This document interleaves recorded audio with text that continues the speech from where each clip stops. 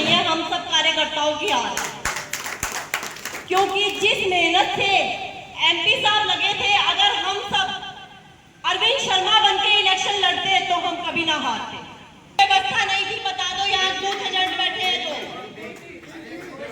यहाँ जितने booth agent बैठे हैं बता देंगे, बूथ पर इतनी गर्मी होने के बावजूद पानी तक की व्यवस्था नहीं थी, जिस कारण से अपना कार्यकर्ता इतना संगठन की बहुत बड़ी कमी रही है। कार्यकर्ताओं को प्रचार सामग्री तक पूरी मात्रा में नहीं मिली है। कोई झंडे लेने आया तो उसने 50 झंडे मांगे, उनको 10 दिए गए, 20 लिखे गए। कभी नहीं हार सकते थे। हमारी हार का कारण यही है कि हम अपने आप को ये समझ बैठे कि मोदी के नाम पर, राम मंदिर के नाम पर वोट आएगा। ये सच्चा या नहीं है? हमने सबने यही सोचा, मोदी के नाम पर, राम मंदिर के नाम पर 370 जो बातें हो रही थी यहाँ पे अभी, ये बिल्कुल सही बातें हैं कि जो भी कार्यकर्ता जो थे वो ग्राउंड लेवल के जो कार्यकर्ता थे वही काम कर रहे थे, लेकिन जो बीच में जो चीज थी वो वहां पे या तो डॉक्टर साहब इलेक्शन लड़ रहे थे या जो ग्राउंड लेवल के जो कार्यकर्ता थे वो इलेक्शन लड़ रहे थे।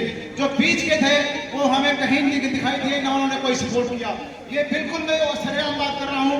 अब रही बात दूसरी, ये गांव कंसाड़ा में एक हादसा हुआ था जब एमपी साहब गए थे, तो उससे पहले कहा गया था, मैं कंसाड़ा से प्रयोग करता हूँ, बहुत बड़ा दुख है जो हम कभी जिंदगी में नहीं भूलेंगे। और ये जो संगठन के छोटे कर्मचारी थे, हल्का लेवल का है, इनकी वजह से हड़का कारण बना है। अगली बात तो भाई सुनो रहे, हमें दुख है, इस हार का दुख है। और एक बात कहना चाहूंगा, सबसे एक बात, काम किया, रोज तक से लेकर आज से तक लाइन पर रहे पैसा।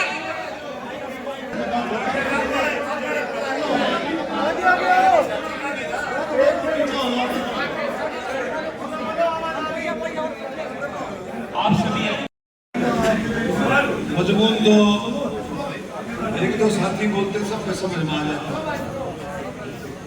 बालागढ़ में भी यही बात थी, झज्जर में बेरी, झज्जर और बादली तीनों के साथी काफी इकट्ठे हो रहे थे, वहां भी यही बात थी और यहाँ भी यही बात।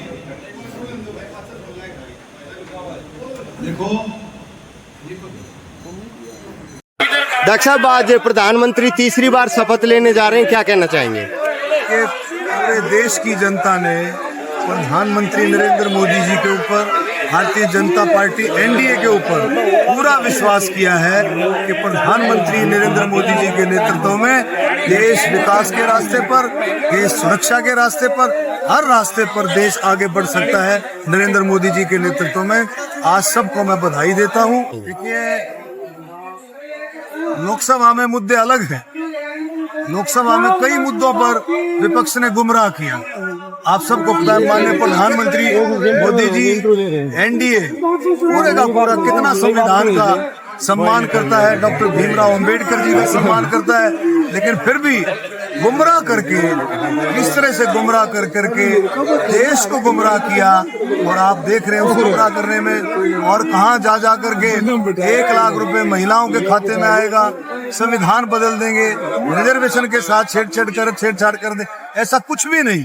आपने देखा कल माननीय प्रधानमंत्री ने मोदी जी के नेतृत्व में संविधान की वहां कॉपी रखी गई और उस पर फूल मालाएं चढ़ा करके उसका सम्मान किया गया। पहले भी सम्मान करते आए हैं, हमेशा जो है एनडीए भारतीय जनता पार्टी मोदी जी के नेतृत्व में संविधान। क्या अधिकारियों का हस्तक्षेप रहा चुनाव में? देखिए, जो वर्कर कहते हैं, ये हमारा जो कार्यकर्ता है, कुछ बात कहता है कि पोलिंग स्टेशंस पर जहाँ वोटें पड़ रही थी वहाँ किस तरह की इंटरफियरेंस रही और किस तरह की बातें रही है, वर्कर्स कार्यकर्ता के मुंह से सुनने को मिल रहा है। तो उसकी जांच कराएंगे आप लोग?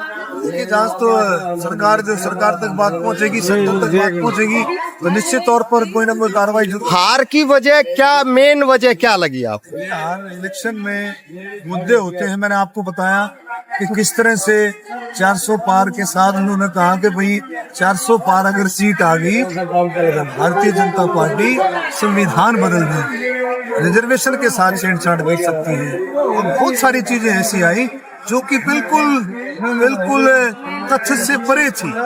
वो चीजें आकर के मैं समझता हूँ कई बातें और भी होती हैं, और सारे का सारा मिलकर के, और हमारा जो कार्यकर्ता है वो कह रहा है कि रोहतक में बोगस वोट पोलिंग भी बहुत ज्यादा हुई। कार्यकर्ता कह रहा है, कार्यकर्ता वहां था, अपने बूथों पर था, और उन्होंने देखा होगा बहुत नजदीक से। बहुत सारी चीजें हैं जो इलेक्शन में आती हैं, लेकिन विधानसभा में मैं जिम्मेवारी के साथ कह सकता हूँ विधानसभा में मुद्दे डिफरेंट हैं, और डिफरेंट मुद्दों में हरियाणा सरकार ने हरियाणा में खूब काम किया है, पारदर्शिता के साथ काम किया है, हर चीज से ऊपर उठ करके काम किया है, अंत्योदय के लिए काम किया है।